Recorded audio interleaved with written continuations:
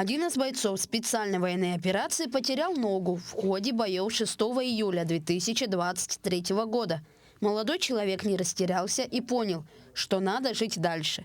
Поэтому обратился в социально-реабилитационный центр, где буквально за считанные дни ему изготовили 2 модели протезов на все случаи жизни.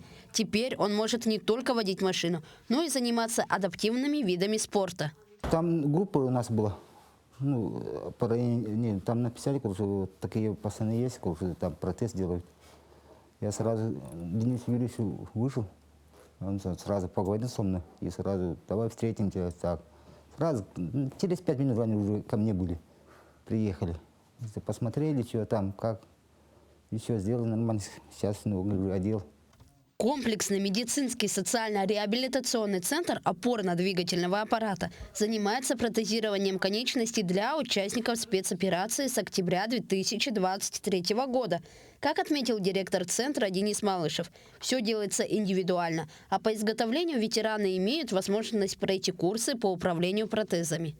Большая благодарность территориальному фонду обязательного медицинского страхования, поскольку они нам выдали квоту на амбулаторно-поликлиническую помощь травматолога-ортопеда. То есть я бесплатно осматриваю пациентов, которые нуждаются в протезировании, ортезировании. А потом далее уже по линии фонда или по линии социального фонда уже мы изготавливаем протезы рук или ног. Благодаря протезированию конечностей у ветеранов СВО появляется возможность вернуться в спорт или же начать им заниматься. Накануне фонд «Защитники Отечества» совместно с бронзовым призером Паралимпиады Степанидой Артахиновой провели встречу, где обсудили возможности занятия адаптивным спортом. Они не имели представления, что в паралимпийском движении в стрельбе могут стрелять зубами, без рук, вообще стреляют специально, одевают приспособления. Рассказали именно, что все возможно, если есть желание.